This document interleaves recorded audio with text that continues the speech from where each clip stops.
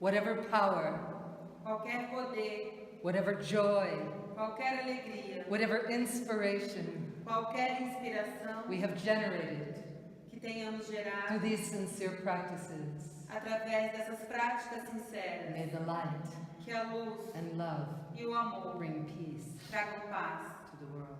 para o mundo.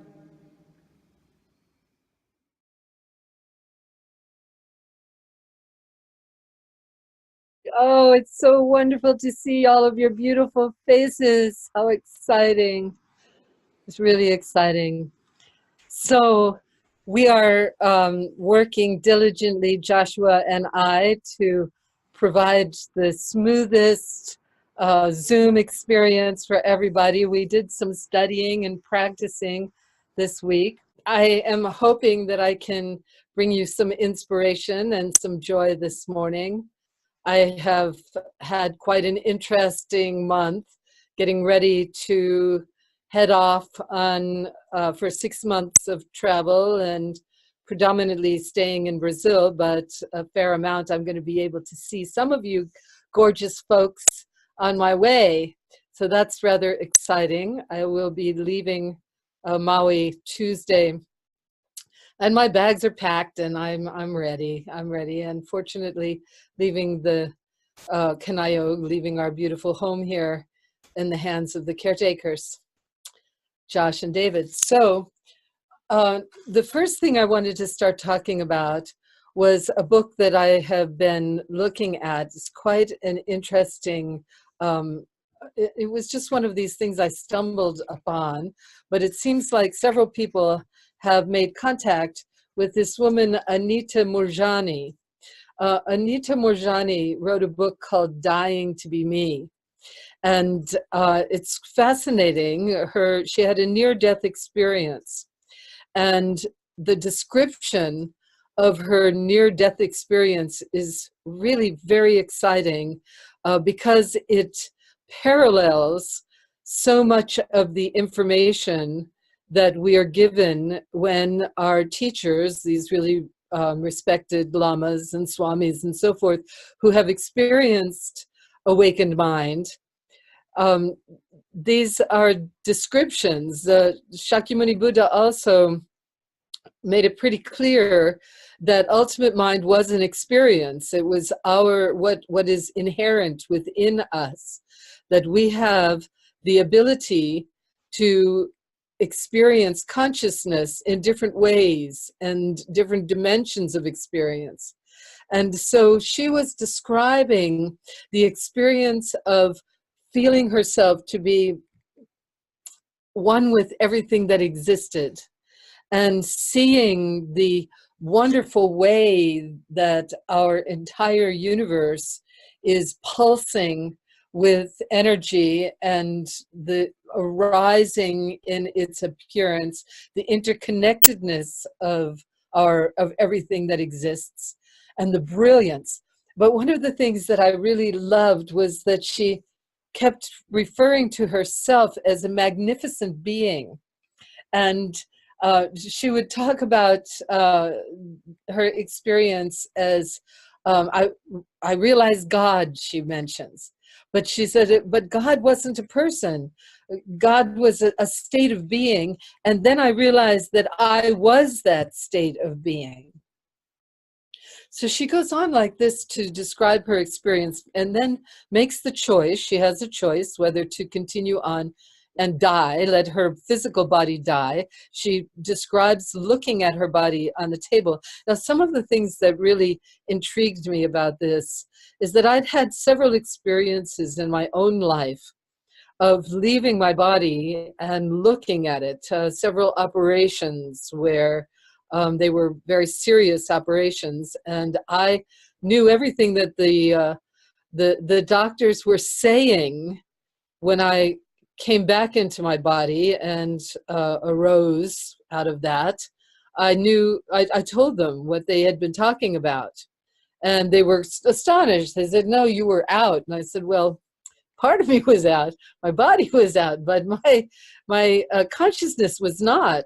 And it was, I was hanging out in the corner of the room. I also had some rather dramatic, violent experiences happen to me where I left my body, and was very clear that this was possible for us. Now, it's important for us to hear about this. It's important for us to really, because our culture does not really encourage us to look at our life in this way. When she, in her experience, there wasn't any sense of judgment, right or wrong. And what she discovered in looking at her life was that the illnesses that were plaguing her for her whole life, and that had culminated in this radical cancer where all of her organs were shutting down, the cause of it was her own sense of inadequacy, her own feeling that she could not be who she was. She had to constantly be making an effort to present herself as a being that was other than who she was. And that's so important for us to understand, that we need to live an authentic life. We need to really understand who we are and live that authenticity.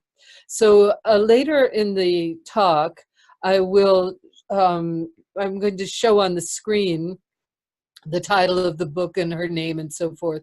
So if you want to copy it down, or for those of you who have been making donations, by the way, thank you so much. You've been very generous, and so we've been able to pay all of the different fees that this engenders. It's wonderful that we can do this. I really appreciate your support in that way. And so those of you who do participate, I will actually email you copies of all of these notes and papers and so forth that I have, so that you can really see the actual essence of the words that have been inspiring me so much this week.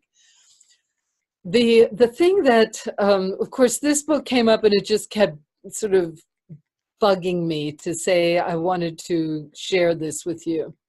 But in my reflection on what I wanted to discuss today, because we were talking about joy, and how important it is for us to have a joyful life, and what we need to do to eliminate the causes of our not being able to participate in this joyous adventure.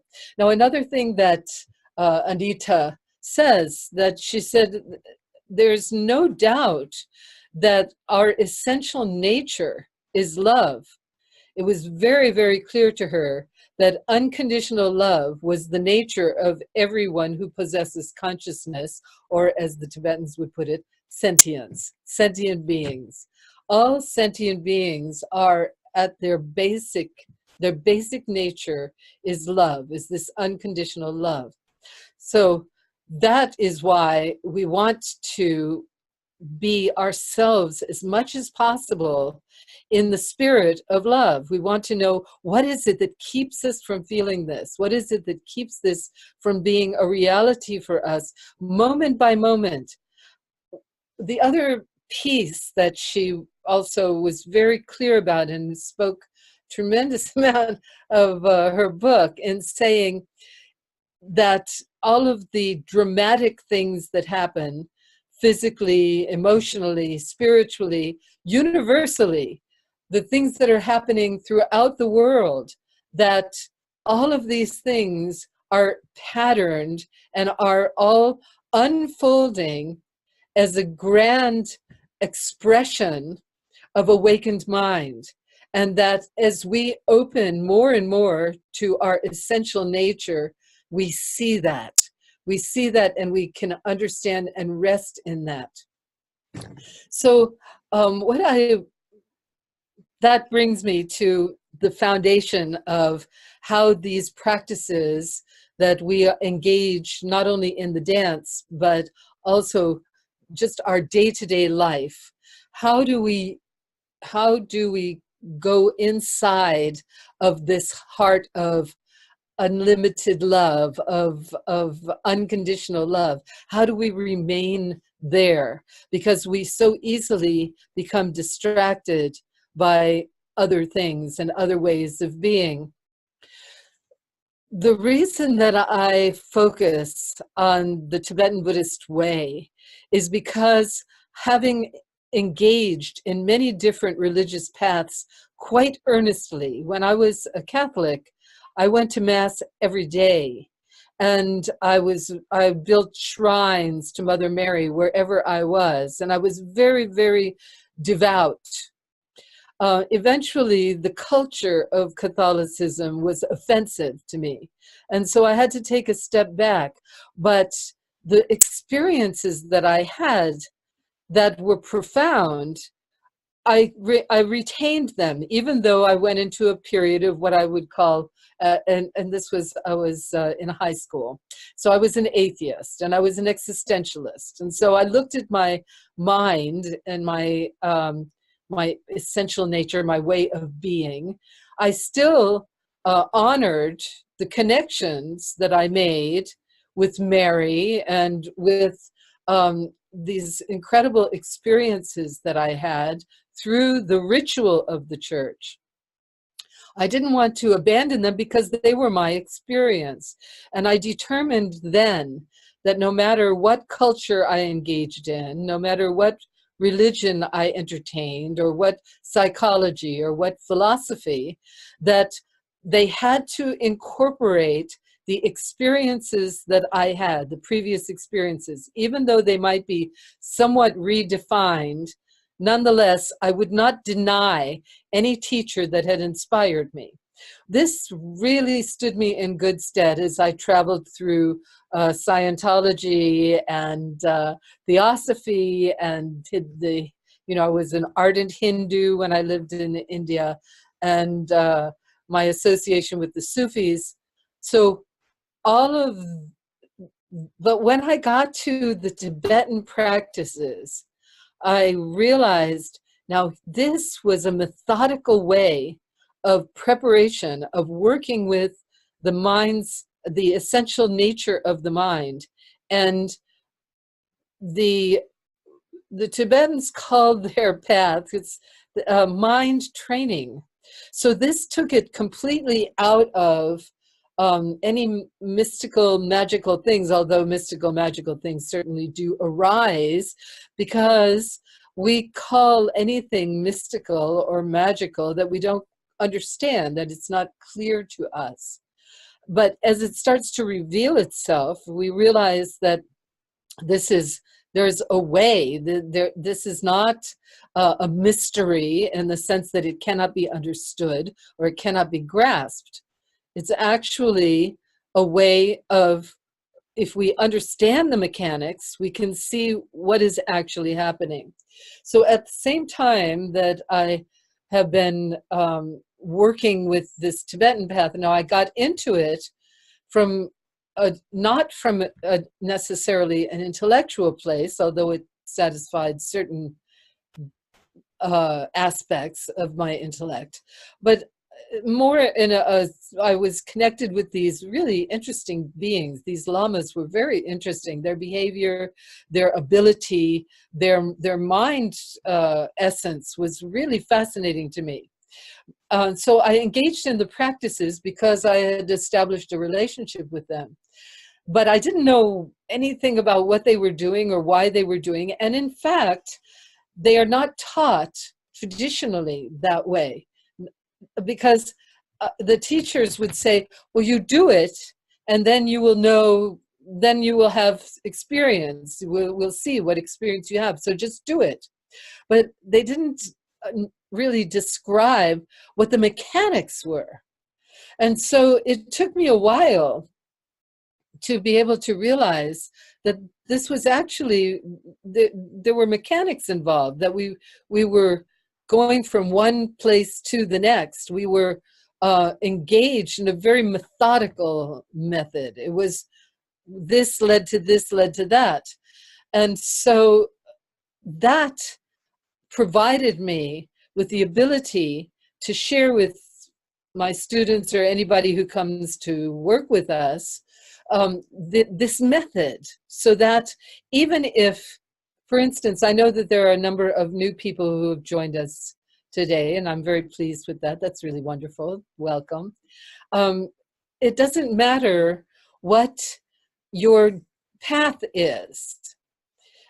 This also was a line from Anita saying, religion is not the point. Awakened mind is the point, but religions are different paths that can lead you there. So when I speak about the mechanics of this methodology, how it comes together, you can apply it to any one of your religious paths, because what we're talking about is our body-mind, the mechanics of our body-mind. And the other piece of this that really sort of stimulated me and got me going, you might say, that got me excited, was we had our scientists who, you know, in many ways debunk any mystical or magical experiences, but they have been learning to penetrate them with studies that reveal that, in fact, these practices that are these great beings have been telling us, well, just do them and you will see the result. The scientists are showing us what actually happens to the body mind and why they're functional, why it works. So I wanted to just go through some of that basic stuff. Those of you who have studied with me before have heard me say these things many times. And yet, what I find is that the point of saying something reorients us. Now, this is something that we discussed in the last 2 Zoom meetings, is that the neurons in our brain, our neurological adventure there, that they can reassemble themselves by our intent. We can, I keep poking at the computer. If you're wondering why I'm bouncing up and down, I'll try not to touch it. Yeah, what we are doing is we're reorienting the way in which our brain accesses our experience and how the brain orients us towards behavior. Our behavior creates pathways. It reinforces pathways. Our speech reinforces pathways. Our thoughts reinforce these pathways. So if we want to experience this overwhelming sense of joy arising every possible opportunity that we get, if we want to engage in that way, then we need to place consistently certain affirmations. We need to examine our day-to-day life according to these affirmations. Because if we do, then whatever resists that is going to reveal itself and give us the opportunity to determine whether it's beneficial or not. Once we see it and determine that it's no longer beneficial, we've already pulled some of the teeth out of it. And we want to continue to do that until we are completely free of being pushed around by these previous conclusions that we've come to.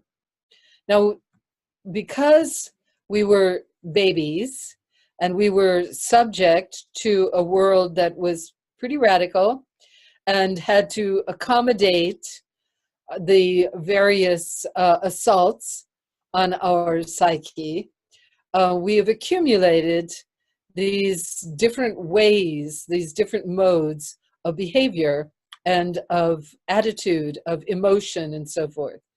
And according to these teachings, we can recover whatever we lost, whatever ground we lost. So two actions are happening. We are recovering the ground that was lost, and we are increasing the power and the orientation of where we want to go, how we want to reveal, what do we want to reveal within ourselves, what is going to open that doorway to the unconditional love that we are, that would allow us to experience every moment and every person that we meet, every situation that we see, with a heart that is radiating love, that is completely understanding the way it goes together, the way all of our different stories, all the different dramas that are unfolding before us, or with us actually, these different dramas, how we can associate with these in a way that allows us to remain peaceful and to generate our joy, to be joyful and to have a good sense of humor about the whole thing. So it starts with certain assertions, and I have written a prayer that we dance. We started our first Zoom with it, called the Prayer of Motivation.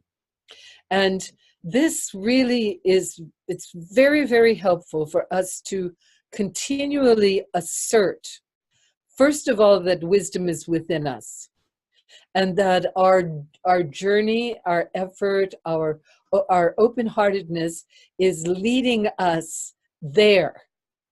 All the wisdom that we need to know about how our life, what its value is, and how we engage to bring benefit to the beings around us. That's the first affirmation that we need to make. And we need to make the second one that goes with it is, when we rest in this heart of wisdom, when we rest in this deep understanding of interconnectivity, that we have a radiance, and we are just going to call it something. We're going to call that radiance loving compassion. Now, both of those words, the experience of wisdom and loving compassion, is far greater than those words. It is an enormous experience, and we know when it happens for us. We know that when we are in it, that we feel completely at one with all that exists. Now, the third part of this prayer is to recognize that even though we have this capacity for wisdom and compassion, we also have some misunderstandings. We have this, we meet people who we want to help. We see them, we see their suffering, we see their confusion, but we don't have the power or the skill. So we feel ourselves to be inadequate. So we need to be able to cultivate the skill to see that even our prayers are effective. Even our silence can be effective. And we learn also that there are activities that we can engage in that increase the vitality of our spiritual life. So we are setting the stage. This is our foundation.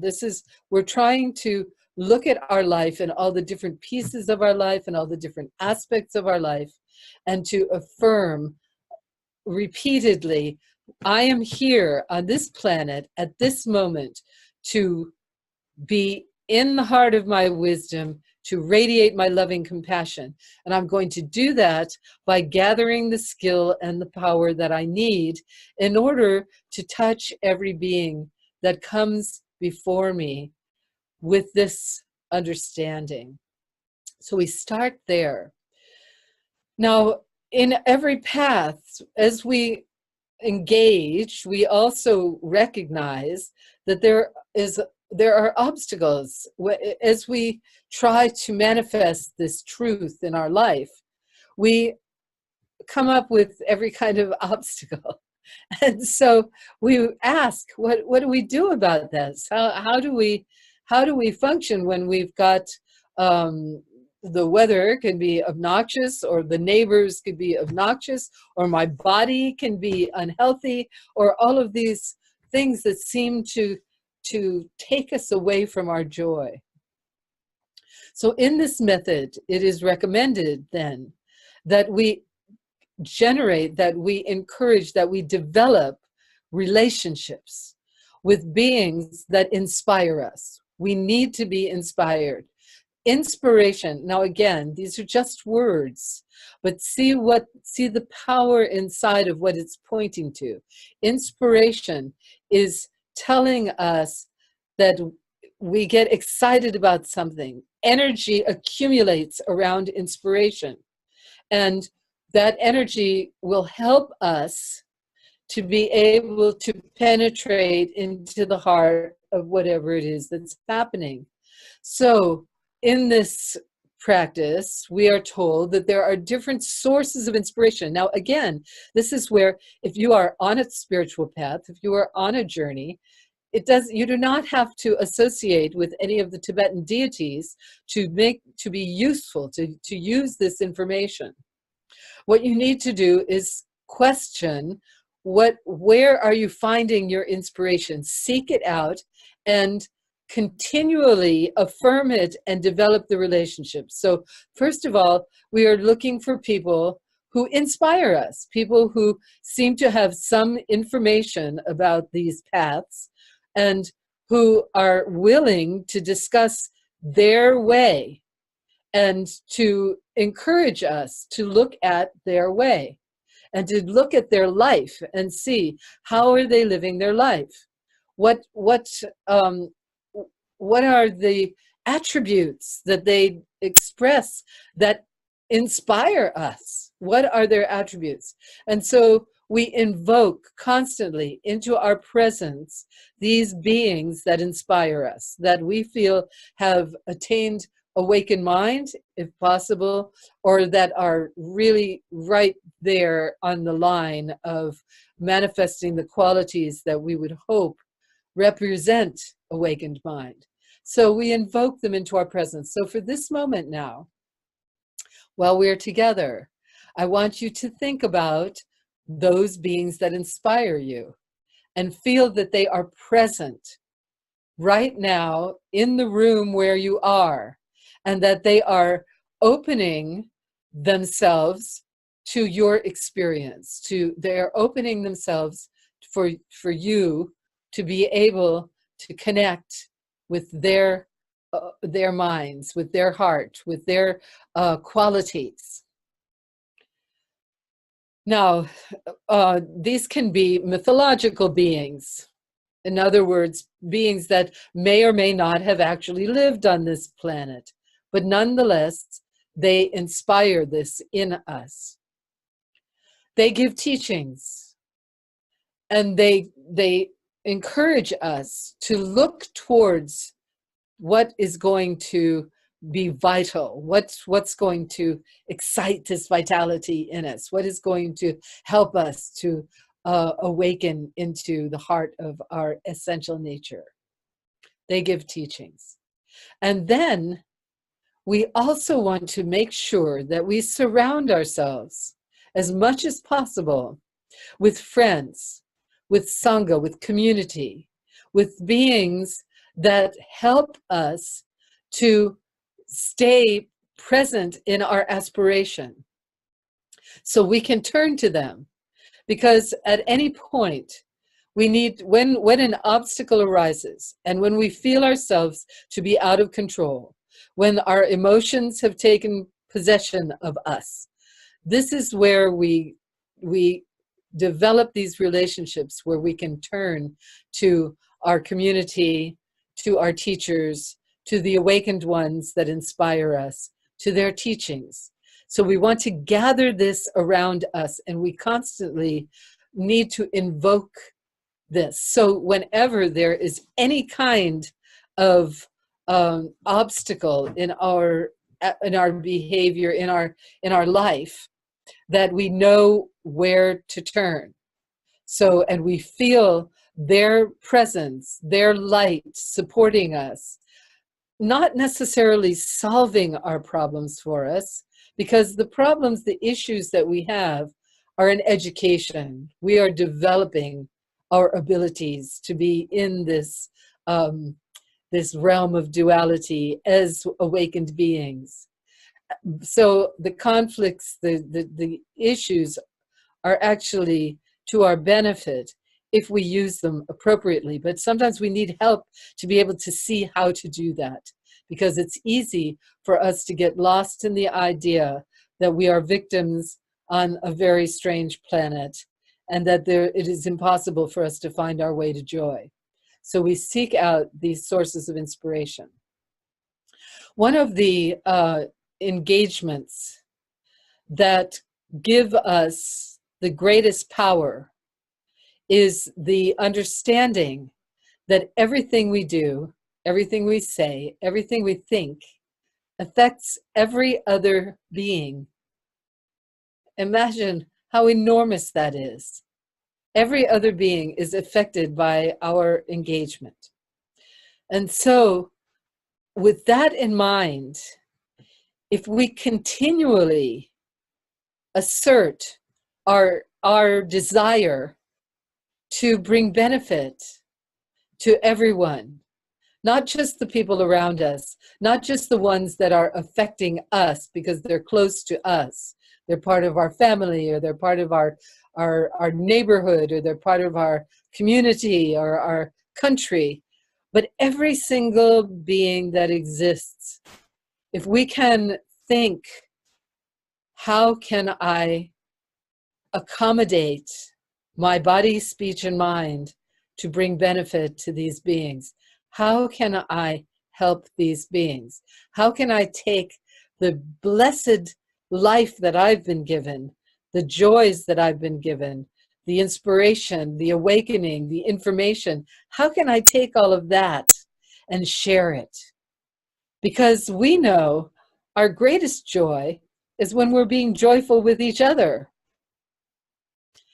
We are social beings because we're connected with each other. And so our joy is based on being able to bring joy to others. So we ask ourselves, how can we do this? And we continually make that our wish, that we can free beings from whatever holds them back, from realizing this basic essential nature that they have, which is unconditional love. And whatever distortions that they have suffered throughout their countless lives, that they be able to be liberated from these, so that every being can engage in a beautiful, open-hearted, wonderful way.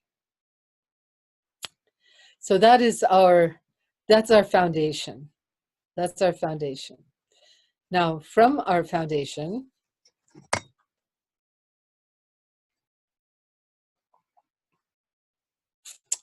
we also need to assert, we need to explore life to see if it's valid, to these, what they call the 4 thoughts. The first one has to do with gratitude. Now, in our previous Zoom, we explored what are the pillars of joy. And one of the first is gratitude, the ability to appreciate what we have, to appreciate that we have this body, that we have this free time, that we can hang out with each other and see each other and enjoy each other, that we have these teachings, this method, that if we explore it, we have experience of liberation and joy, and we feel connected with all that exists. We have many wonderful, blessed experiences if we engage in this body of information.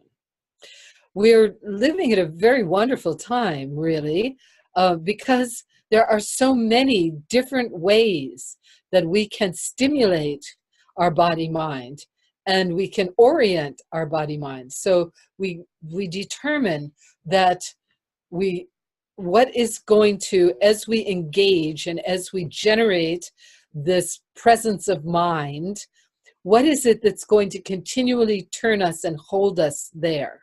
What is going to remind us?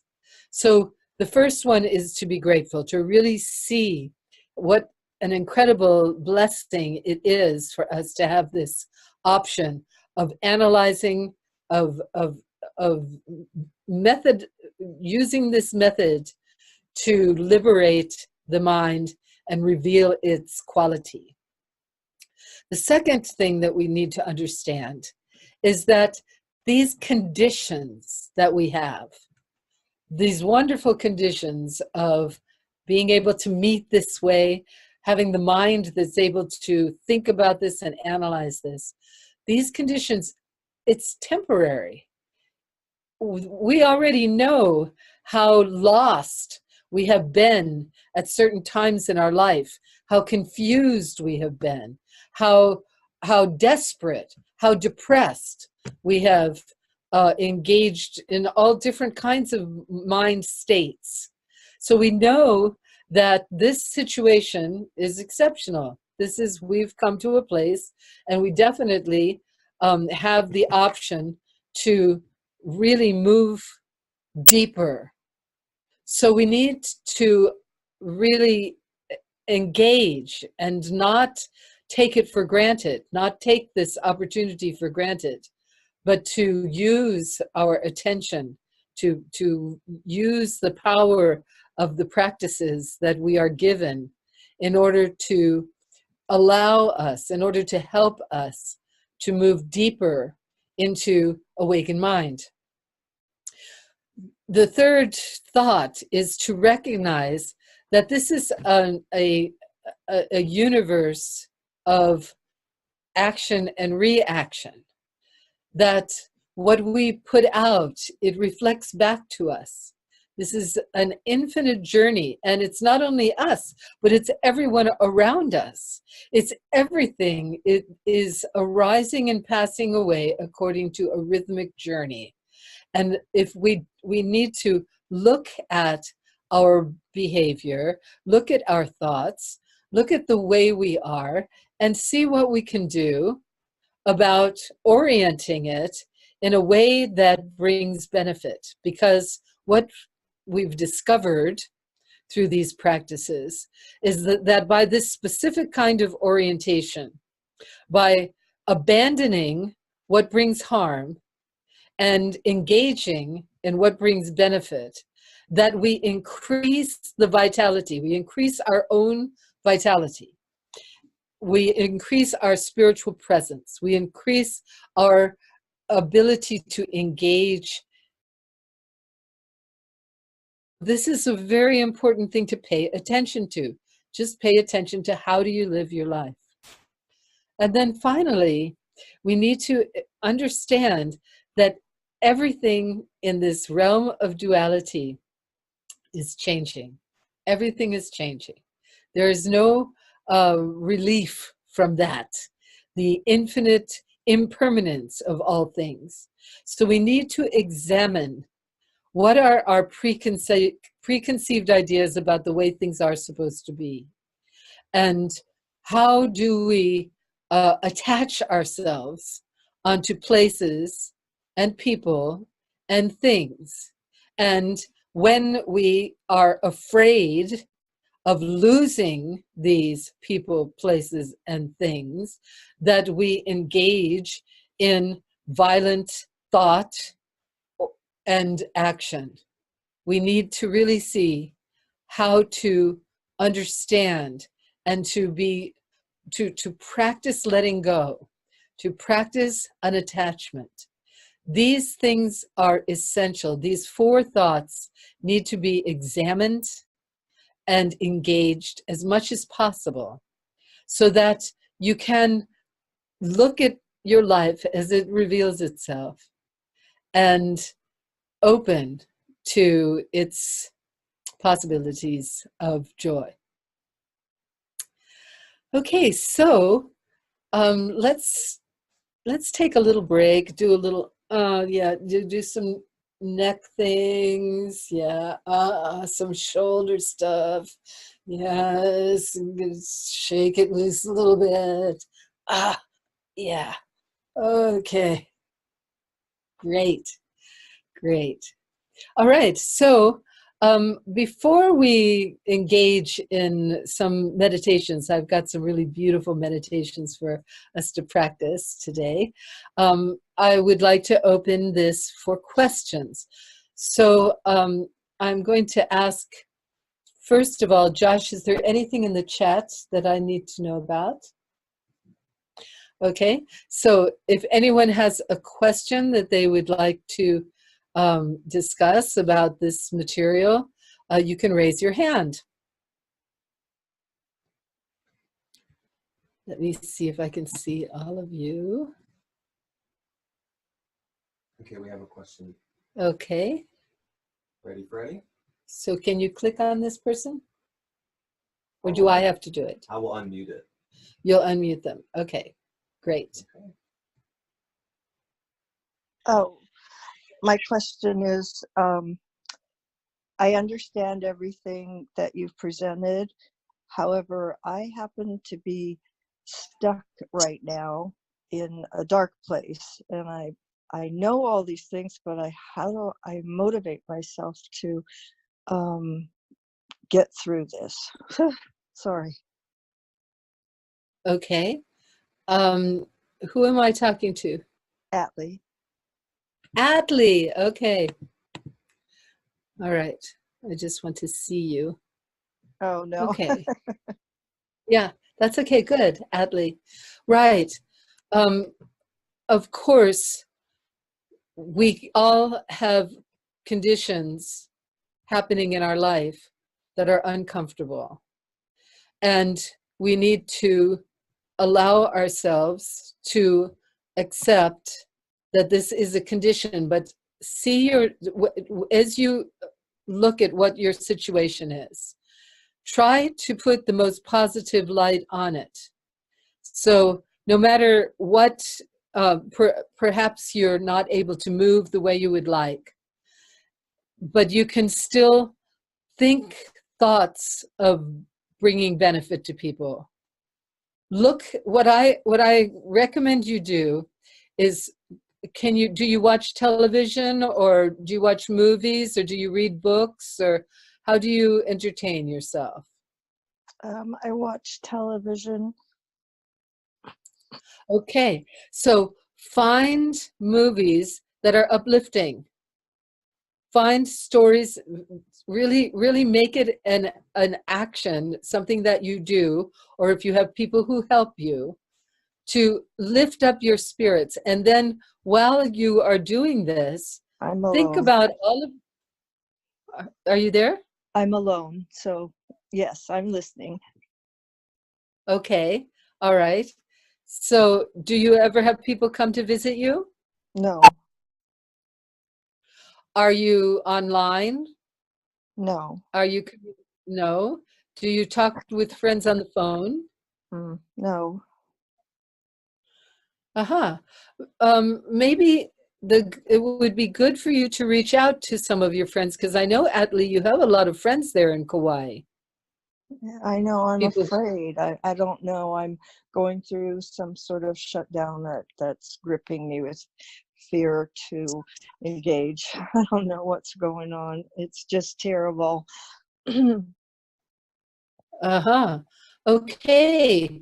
Well, I know that there are some of your dear friends from Kauai that are actually nodding their heads right at this very moment, right? Waving, thumbs up even, Atlee.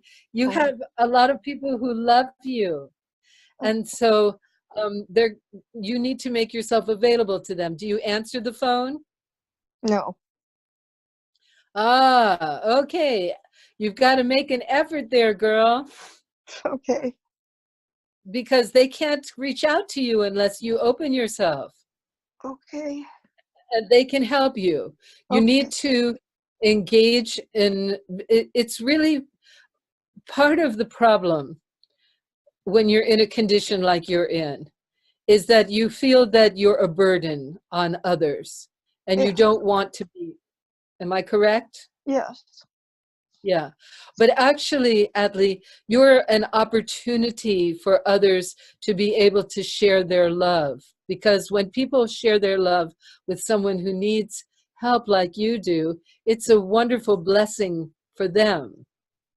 So you need to open yourself to that. Okay.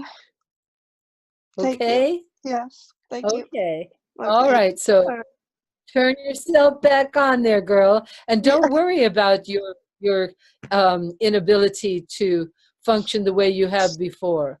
I can honestly say that when I was flat on my back with my hip problem, if you remember, and Yeah. I couldn't move without pain. I could only just lay there. But people would come and go, and I could talk with them, and I could share my love with them, and I could hear about their life. I mean, everybody has got something going on. So, Yes. And think about all of your issues, what's going on for you.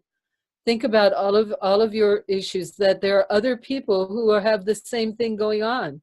So pray for them, just like you're asking for you to be prayed for. I should do some Okay? Tonglen. Yes. Yes, you should do some Tonglen. So for those of you who may not know what Tonglen is the willingness to see our own pain and realize how much pain there is, how many people are suffering the way we are in this world of billions of people. How many people are suffering the way we are? So since we're already suffering, but we also have at our heart, in the center of our heart, we know we have a tremendous amount of wisdom and compassion. We know that. And so what we're going to do is send that wisdom and compassion out to all of those beings who are suffering like we are, and to take away as much as we can their suffering so that they can use their condition and their situation in such a way that it brings them awakened mind. Yes, I have to You can do applaud that. myself. Thank you. Yeah. Yes, of course. Okay. Any other questions that anyone have a hand up? Not yet. Okay. Well, then I'm going to go on to one of the meditations that I have prepared. One of the things that I've been doing every day, every morning, is I have been reading this exquisite book called Radiance Sutras. Radiance Sutras. And these meditations, I thought, oh, this would be so much fun to do it with all of my beloveds. So so what I'm going to ask you to do, Josh is going to put on a mandala screen so that, because I don't want you to look at me. I'm going to stop my video now. So if you can go ahead and do that, Josh. And close your eyes. Or not. The way of experience begins with a breath. Awaken into luminous reality. This will dawn in the momentary throb between breaths. As you exhale, see your breath released. It flows out. There is a pulse as it turns to flow in. In that turn, you are empty. Enter that emptiness as the source of all life. Inhaling, breath flows in, filling, nourishing. And just as it turns to flow out, there is a flash of pure joy. Life is renewed. Inhaling, breath flows in, filling, nourishing. Just as it turns to flow out, there is a flash of pure joy. Life is renewed. Behind the spine is infinity. Below the perineum, invisible, pulsating roots open downward into space. The heart is wide as a spiral galaxy. Steadily consider back, root, heart. Behind the spine, infinity. Below the perineum, invisible, pulsating roots. Downward into space, heart, wide as a spiral galaxy. Know the living body of vastness that you are.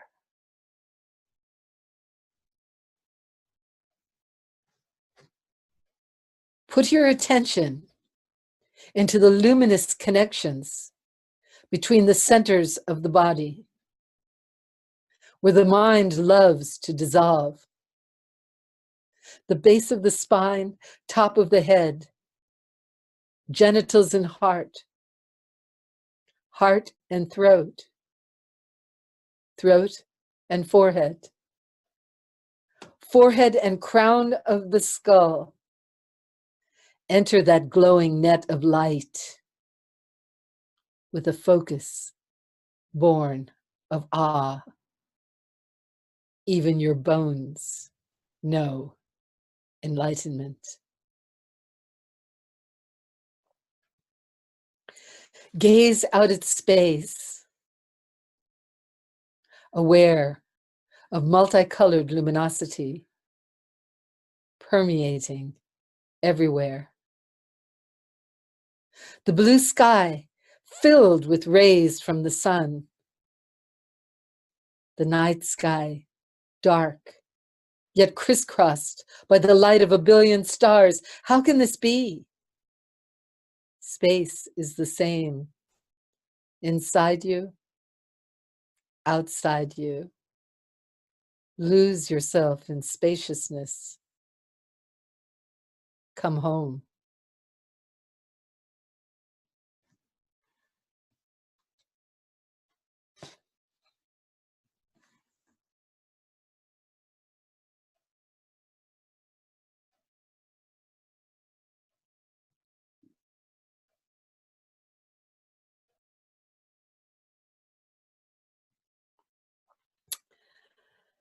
Now slowly open your eyes.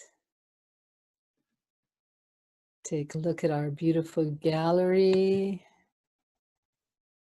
All of our beautiful beings. Beautiful.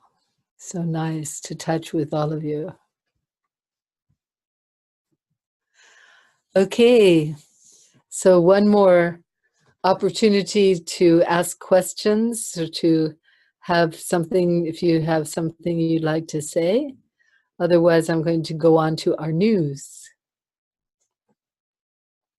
Can I say something? Yeah. Also, for anyone that joined us after the intro, you can raise your hand in the participants panel, or you can ask a question in the chat panel. Okay. Okay, so a bit of news for everybody. Let's see if I can find it. Oh yes, I have discovered this magical thing that I can do called share my screen. Yeah, there it is. Okay, so here's the news. I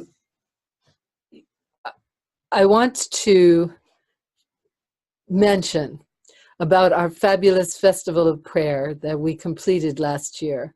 This was an aspiration for almost 30 years in developing, and it was a magnificent experience. It was not anything that I had anticipated, and yet so many of the pieces came together in a very beautiful and magical way. So how to share that? It was such a big job. There were so many parts to it that when I finally, we finished, we had our festival in May. It's taken me this long to be able to really feel that I've digested what happened. And part of that is I can share this now. Our wonderful Amber photographer has put together a zip drive for us of all of her different, well, first of all, I have included on the zip drive 6 documents about the Munlam. So finally I wrote something, and Phyllis Moses wrote a beautiful story, her journey with the Munlam.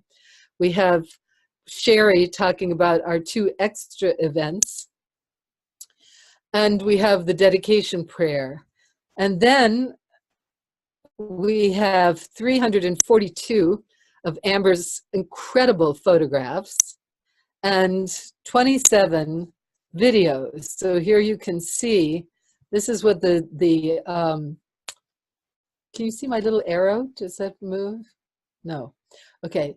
So you can see what the zip drive looks like. I'm so proud of those. We got our Taradatu logo on them, and there it goes. So you will be receiving a notice when I send notices out about this, and you are welcome to engage too. So that took months of effort on especially Amber's part. She did a really beautiful job of editing a little bit, not very much, but you'll get to see all of our wonderful 108 dancers, musicians, and Dharma folk engaged with us. It was quite wonderful.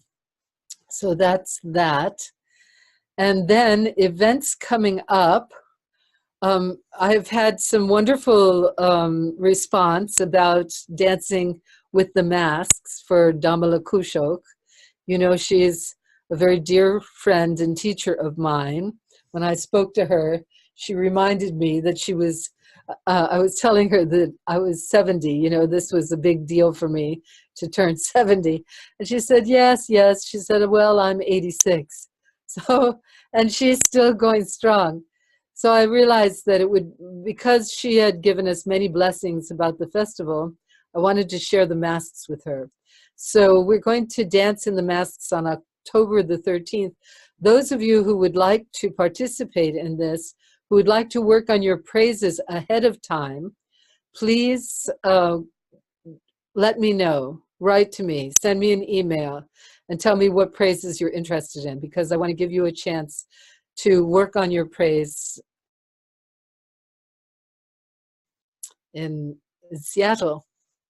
Also, after Seattle, for those of you who are flying into the Northwest, you're welcome to come with me to Orcas Island, where our wonderful Julia is organizing a weekend workshop, but we'll have the days between Seattle and the weekend to look at the beauty of the island. It's really an incredible place. So there's Julia's information there. And then my first event is going to be in San Francisco. So I hope that, I know I'm going to see some of you. I can see Lori there for sure. And and Pia. So it's the place where we're going to be doing our workshop is right down by the marina, which is a place that I always enjoyed. I've lived in San Francisco off and on for years, and it's really magical. So it's going to be magical for us to engage in some of our dances and also our Dharma. We are going to get into some of this stuff, talking more personally about how to make things work for each person who shows up, see what we can bring to bear as a community. So to let you know, and then of course, Austin, I know the ladies from Louisiana, including Ms. Liliha, are going to be joining us in Austin. That should be a really exciting time. We have a lot of events planned, as well as a weekend workshop. Also to let you know that the mandala in Ecuador canceled. They were not able to raise the funds they needed to bring Media and I there, but they are really interested in having it happen. So I thought maybe we should go as a group, because I know there are people who would be interested. So if you are interested in a journey to Ecuador next year, let me know and I'll see what we can put together. Our annual Tara event in Brasilia, I'm looking forward to that. It's so beautiful. And when you see the videos that Amber took of that incredible place where we were at Paraíso na Terra, Paradise on Earth.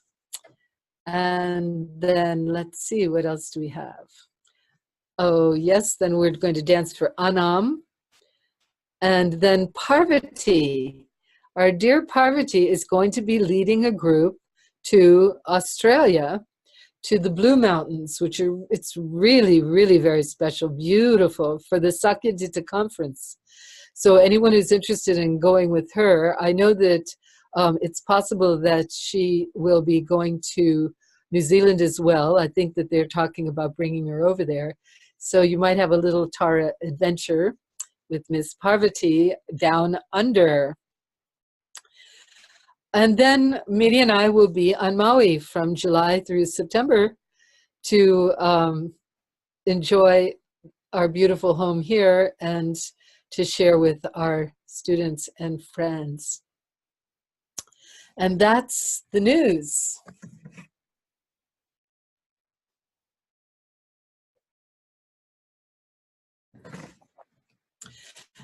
So if there isn't anything else that anyone else would like to say, I think that that does it for today. Any other questions or comments or anything? I hope that you're enjoying yourselves. I'm certainly enjoying seeing all of you. It's so wonderful that I could see your faces. I hope you could see each other. In fact, before we say goodbye, let's see. Stop sharing your screen. Okay. Oh, thank you. How do I Yep. do that? Oh, up here. And someone has their hand raised. Oh, okay. Oh my goodness, look, Gina has her baby. Oh, let's look, let's say hello. Hi. Oh my goodness, look how big she's getting. Wow. Oh, so gorgeous. Okay. So I'm going to go ahead and let Hope come on. Okay. Hi, Hope. Okay. How come I can't see her? Your mic is on now. You can speak. Oh, I see. I can unpin the video. That's I can what I need speak. to do. Oh, there she is. Yes. Hello. Hi. You failed to mention the wonderful mainland retreat at the abode and a visit to Woodstock, or at least I missed hearing about it. So just No, I wanted. failed. You're right. I was reading, it's tricky It's looking at this okay, computer. but and- don't yeah. forget. Thank you. Thank you. No, this is a big deal. Yes, we're doing our annual Taradatu retreat in upstate New York at the Abode of the Message in New Lebanon. And that's really exciting. That'll be in the beginning of June, June 9th. And then we're going to travel, it's an hour and a half through the beautiful mountains there to Woodstock, which is a very famous little town. It's an adorable town, actually. And we'll be staying right across the field from KTD, Karmatriana Dharma Chakra, which is where the Karmapa's seat in the West. So we don't know what engagement we'll have with the Lamas or with the Dharma Center, but I did write to them and say that we wanted to visit and that we will make some kind of, offering of flowers, or if we have the opportunity, we'll dance, but we're not counting on that. We don't know. Every time I have ever danced at KTD, it has always been not expected. Every single time. It was never what I thought it was going to be, but it always happened. So we shall see what will go. But yes, thank you very much, Hope, for reminding us. I'm really looking forward to seeing everybody. Pujas, we can, have a meal there, so we can walk the stupas, we can be in the shrine, and yeah, so Yeah. it'll be lovely. Yeah, The it's abode is wonderful. special. So for everybody to know, you have three options. You can either come for just the abode, 5 days, or you can come for just Woodstock, 2 days, or you can come for both altogether. So hope you show up. It'll be fun. Thanks, Hope. Okay, any other questions or any other hand raised? Yes, Donna Conrad has a question. Oh, Go ahead and- Donna! Oh my God, I can't Can you believe hear it. me? I can, and I can see you too. I can Wow. see you. Yes. It's so good. Thank you for these. Oh. I'm wondering, while you're traveling, are you going to be doing these Zoom calls? Well, yes. The first place that I will be going, the first 2 places, I should be able to pull something off. But I can't know, a lot of it has to do with the quality of the internet. I mean, it's incredible. I see you all very clearly. I think I can hear you all clearly. And of course, I have Joshua right here.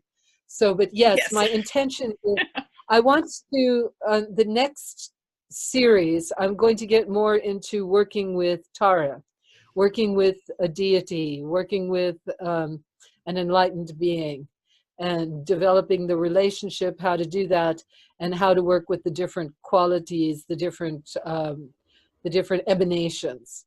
So I will probably, you have to stay, read my emails, and I'll Me? let everybody know. Yeah. Well, I'm so grateful for Joshua because he puts Okay. the word Thank out. you. So, really it's wonderful that he lets us, he helps to get us together. But yes, Thank you, I Josh. will. Good to see you, Ken. Okay. Okay. How are we? Potentially, Ayana has a question, All right. but I don't. No hand raised. Oh, Ayana, did you say you had a question? Where is she? Okay. I don't know. Okay, well, Ayana, you can just call me. No problem. Yeah. So I don't understand. Okay, well, I'm just figuring all of this out. I'm trying to get to my big group of people, and I don't see you. There it is. Ah, there you are. Okay. All right. Well, it's really wonderful to see all of you. I'm so happy that we have this opportunity. And my intention is to continue this. So I will look at my schedule and see what's going to happen. And with my hands and my heart, I thank you all so much for this incredible opportunity.